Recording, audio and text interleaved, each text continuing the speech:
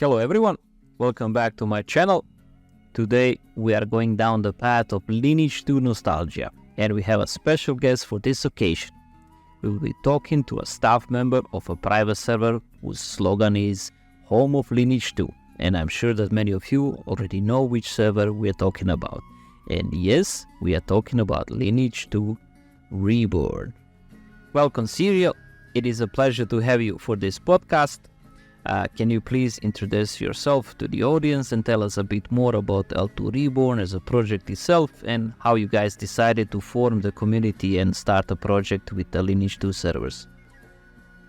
Absolutely. My name's Serial. I've been a part of the L2 Reborn project staff for about 6 months or so. I got invited to help out primarily with the Essence project. But today we're going to be talking more about the part of Reborn, which is the Origin server. We're opening an 3 times catch-up server coming soon. I know there are many details on the website, but I will still ask most important questions since many players are more interested in the vocal part than the reading, so this way we can approach more of the players and more of the community. So we're gonna have, from what I understood, a Gracia final, and then it's gonna evolve later up to High 5 in a merge with the already existing server X1, and this is a process that will happen in 6 months if I'm not wrong. Yeah, it goes to Gracia Epilogue on the 30th of October, and then it will upgrade to High 5 next year on the 29th of October 2025. Yeah, that's a great info. So since this is a 6-month period before the merge happening, is there a plan for a special events or additional changes that would lower the gap level and the gear wise between the two servers on the day of the merge? I mean, 6 months is relatively short period, but then depends on the settings, and I mean it's X3, but is there any changes on like a drop rate? Or I understood that the raid bosses are gonna spawn more frequent than they usually do. Yeah, so the raid bosses will have the same spawn rate as the X1 server, but on top of the regular catch-up mechanics that NC put in with each Chronicle expansion, we're also going to have a Reborn Cube, which, you know, when the player hits certain milestones, it'll give them weapons and armor and shadow weapons and armor, so that you can seamlessly progress through your character's progression. So practically people won't need to worry so much about the gear-wise progress to sustain their XP leveling and attending the raid bosses, but at some point of course they'll need to replace that equipment with the standard equipment that they will get by killing raid bosses, crafting and other ways that usually goes with the Lineage 2. That's a great idea. I'm sure that you're keeping these details a bit more on a low profile, but that's more than people knew before this conversation, so that's great. I'm excited as a person that will also play the server. So from what I understood, live date is on 23rd of February, but there is a beta announced as well, but nobody's really sure about the exact date. Some people say 16th, some say 19th of February. If you can tell us more detail about this. Absolutely. Open beta will be on February 16th, and then we'll run for 6 days, and then we will open on the 23rd. You'll be able to log in 1 hour. 1 hour, okay. Before open. That's and that'll be without NPCs, so you'll be able to create your character, get your vote, and if you want to do your vote or donate, and then we'll spawn the NPCs an hour after that. That's nice. So I have some questions that are also from my side and from community, and something I, let's say, filtered while reading the Discord and talking to the guys that will join. Many people are asking if there's going to be an exclusive Gracia final wiki page drop and skill wise, because it's a chronicle that if I'm not wrong, was released in April 2009, so it's quite old. And there's not really an updated version. Like if you would go to some websites, it would probably not be correct info. So if you guys maybe have something like that in plan in the future. Absolutely. A lot of these older chronicles are lacking information. So we are actually working on creating our own Wikipedia that covers every expansion. And this is, so players have a reliable source of information, and we can provide for as many people to have a dedicated resource as they need. That's really good. I mean, everybody was hoping to it. There was always rumors about it. You have also an option, a little wiki on the top, and says soon. So we were hoping we're gonna see this. Definitely, a lot of people are gonna be going on like some websites, not to advertise them right now, but definitely people were already searching all over the net. Hey, like I wasn't sure, was this in High Five or Gracia final? So people are gonna be like definitely glad to have this info coming up. Now, the thing that is really also bothering a lot of people is that each chronicle is different type of meta. Let's call it like that. Like it's a MOBA game, so let's call it a meta. And they were wondering if there's gonna be a reroll ticket with the upcoming new chronicles, or maybe there will be an option that they can switch their subclass for a main class, because in all those chronicles there are those certificates from subclass that only work on a main char. So maybe you're gonna split those, that also subclass will be able to go to an 85 level and keep the certificates, or you may be gonna allow an option for people to just reroll to their subclass, so they still need to put effort into what they are playing. So it won't be just one click and they leveled up a nuker in easy chronicle, and then when a nuker was not so good, they switched to something else. So this, let's call it subclass leveling, still puts effort into leveling char, but it kind of limits them to what the subclass is, without certificates and with max level being 80. So is there something like that in plan? Absolutely. Every time we offer a chronicle update like this, we offer a sub to main service. So you still have the same limitations of your subclass, what is allowed through there, but you are to switch your subclass to your main class. Yeah, that pretty much answers the question. And I can tell you from my perspective, that's the way to solve it for sure, because this will definitely reduce the differences, because let's say in Gracia final we all know that Camels are super dominant, Soulhound, Doombringer are classes that are mostly destroying others, and then later when it reaches High Five, pretty much every class is really playable and people will probably want to play everything, especially the Olympiad in High Five is probably one of the best Olympiads when it comes to balance, and every class can beat every class. So that's a really nice thing to hear. So a question, because it's kind of between the chronicles, shop wise, will there be any changes? How the luxury shop gonna look like? What we gonna see there? And now that you mentioned earlier, there's gonna be shadow equipment. That shadow equipment that people will obtain on a milestone, will this be by level? Like when they reach 40, will they obtain some shadow equipment C grade? When they reach 52, will they obtain some shadow B? Or it's just gonna be every 4, 5, 10 levels? How that's gonna look like? Yeah, so the shop's going to remain retail-like, but we're going to offer the Reborn Cube, which will grow with your character with the level milestones.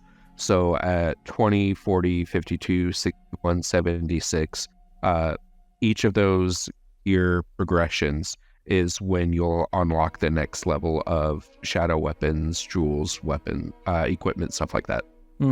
And because this Chronicle has an attribute system, I mean, maybe it's more detailed question now, but when it reaches 76 level, that shadow weapon will have by default some attribute as well for the armors. Will armors have some attribute, or both will just be clean?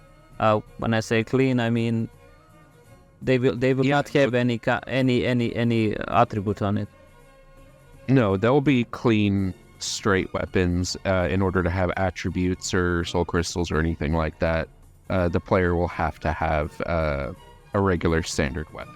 Okay, that sounds good. So those shadow sets, armor-wise, are still gonna give bonuses. Like, they're not gonna be like common Carmian that doesn't give you any bonuses like 15% casting speed, but they just give you purely armor. So those shadow sets, I'm guessing they're gonna be like a standard set with no attributes on it, but it's gonna give bonuses like casting speed, depending on the set, of course. Like, they will give stats, not just the armor, PDEF and MDEF wise for jewelry as well. So there's gonna be some bonuses on it, if I'm not wrong. No, they'll be common with no bonuses. So practically a shadow armor is equal to a common armor from shop.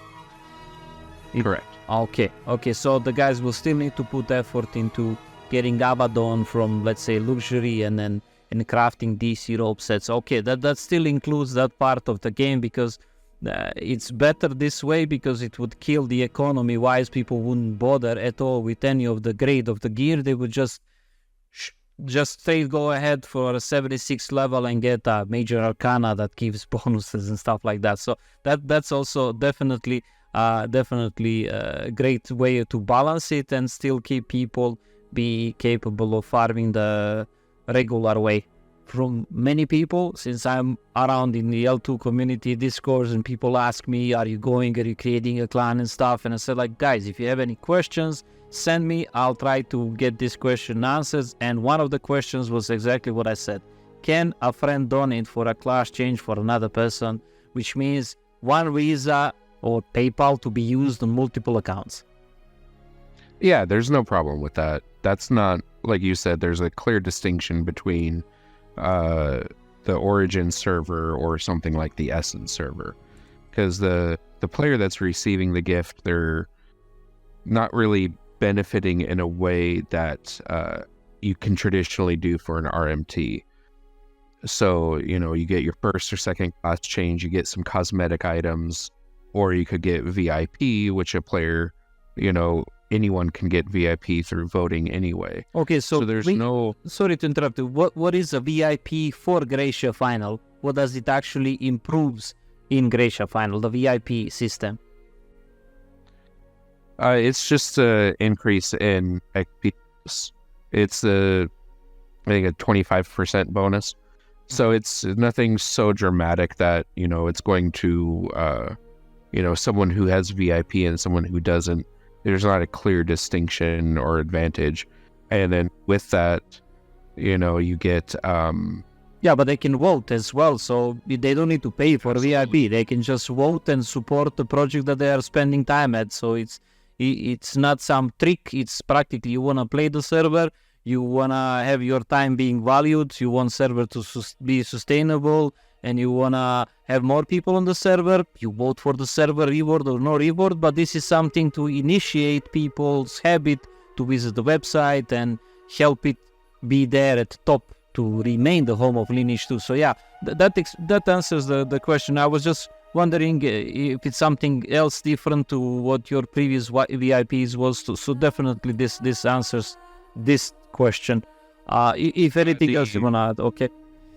Yeah, no, the only difference is on top of the standard VIP package, we're also offering, before it was a 30-day package, we're also offering a 90, 180-day or a year-round package. And the year-round package comes with a cosmetic title, a hat, and a cloak. But again, these aren't items that benefit the character. Yeah, they don't give a bonus. It's just cosmetic. It's just a cosmetic. Yeah, absolutely. That's great. That's great. I'll go back to the game-wise. So because people just want to be 100% sure, because it's, let's say, a catch-up type server, and then there's gonna be that daily cube that they're gonna be able to press and get some bonuses out of it, Revita Pops, Shadow Gear. My question is that other guys as well asked, buffs at Newbie Guide NPC will be available up to 61st level, and they will be the same as they were on retail, meaning those couple of buffs that get by basic, like mages get Akuman, Bless the Soul, Windwalk, Shield, and Power, and the fighters get like Haste, Vampiric Rage, Bless the Body, Shield, and Windwalk. So that remains the same. We just need a confirmation, nothing else. I mean, that's how it's gonna look like. Yeah, correct. The Newbie Guide is still going to offer buffs up to level 61, just as it would in retail, and you're not getting any extra buffs that were not there in retail. This way, you know, your support characters, your Blade Dancers, your Sword Singers, your War Criers, they still have their purpose in the game. Yeah, they have, because that would definitely remove those classes. So buffs wise, when I say when we mention Blade and Sword Singers, the songs and dances are gonna be 2 minutes, or there are some rumors that they will be 5. So I'm like, also this could be some kind of a clarification. Are the dances and songs gonna last 2 minutes as they regularly are on retail, or they're gonna be 5 minutes? No, they will be 2 minutes, 2 minutes, just as it is on. As it is, okay. It's just confirmation, because, you know, there are some new people that want to come back and they heard that it's an enhanced. I mean, the name says enhanced. They want to just know what is enhanced. So this is the part that they wanted to know. So in Gracia Final, all of your skills up to level 7 or do not require a book. Okay, so this was updated. That's great. That's great. Just needed to confirm that as well, because later people will just look for those like Chant of Victory and third class books. The merge is happening in August, right? If I'm not wrong, the merge is happening 21st August or Yes. 21st August. So the X1 definitely has a priority, and there's gonna be some characters with the same name. Here it was in case of name conflict between a character from X1 and a character from X3, character will get a free rename option. Same goes for the clan. So I'm guessing the free rename for both clan-wise and character-wise is gonna be for the guys that are from X3. The X1 just remains the same. Correct. Yeah, okay. The X3 player, if they have a conflicting name, they'll be offered the rename for character, clan, pet, etc. Yeah, okay. That's it's just That's just confirmation. Most people were guessing, but then some people were still asking about this part. From what I've seen, and I'm gonna read it, all characters will be moved to closest town. Inventory and private warehouse items for all characters will remain intact. PvP, PK, and karma points for all characters will remain the same. Cursed weapon status will be resetted. Pet names will be resetted, so I guess they can rename the pet. That's a cool one. All banned characters will be deleted. You already know that there's going to be banned people. But yes, fortunately. Unfortunately, yes. Okay, so Olympiad will be resetted, so that's going to be fun. There's going to be a lot of competition between the guys from X1, X3. There's going to be like preparations. That's going to be probably the most funniest part, including the part that all the castles are getting back to NPCs. All of the clan calls will be back to NPCs, or it's gonna be that part you guys said you're gonna announce it, so I'm not gonna mention that subject still. The clan hall part will be additionally announced, so they are not 100% sure what's gonna happen on that part. So fortresses, of course, those are the ones that you guys need to obtain to get the contract with the NPC to do the dungeons, the ones that are available for the castle, the ones that are available for the fortress. You can get knights and paluets and so on. Okay, so to touch the subject of the progress of the character, because it's an X3, it's much faster than the X1, but still it requires an amount of grind. From what I understood, there's gonna be a milestone cube, that we mentioned earlier, but if we can get more details about the cube and let's say how many hours a day for an average player would require, let's say if a person plays 3-4 hours in comparison to a person that plays a bit more, and let's say 76 level for a casual player would be that 3 or 4 weeks, something like that. Yeah, your casual average player who plays 3 to 4 hours a week should hit 76 within 3 to 4 weeks, and then 82, 83 within a few months, with the help of the Reborn Cube that we'll be offering.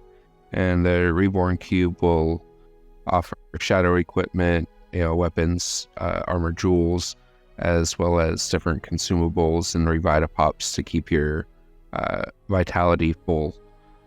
And you get those at every level grade, so 20, 40, 52, 61, and 76. And what about the socials part? That part will you'll receive a specific amount of socials, or there's gonna be no socials included in order to actually keep the economy alive, so the warsmiths would have the influence on the market. The specific details on this still not yet public, but will be coming soon. No, okay, that's good. I just wanted to try to get as much information as available. We mentioned that there's no big side announcing yet. I mean, there's different policy regarding the server. It's not that type of server that clan leaders get paid, so nobody really has any big benefits to announce. But from the amount of daily logins and people creating accounts, how many people can we expect for this X3? For X3, we'll probably be expecting around 3,000 online. And we're talking about 3,000 online, to make it clear for the people that those are 3,000 players with no dual box, and 3,000 players that are actual real players. Correct. 3,000 real players, unique hardware IDs connecting each day. Yeah, that's what is important, because there's a lot of private servers that are giving totally different impression when they say 3,000-4,000 people, and then you enter and there's almost no chat messages. But that's not the case with the Reborn. And if anybody, I guess, wants to check how the population gonna look like, you suggest maybe that they just log in on X1 and just check how it looks like. I think that would... Absolutely. Log in on X1, look at how active the chat is, look at how active the towns are. It's very easy to give numbers online, and then when you go see it in person for yourself, you see 3,000 people. Yeah, that's great information to have. And about the politics, as I mentioned, there's no big side announcing to join the server. So is there any suggestions for the people? Maybe you would suggest that they start their own clans and regroup and just try to, let's say, socialize like we used to create and start the clans back in the days?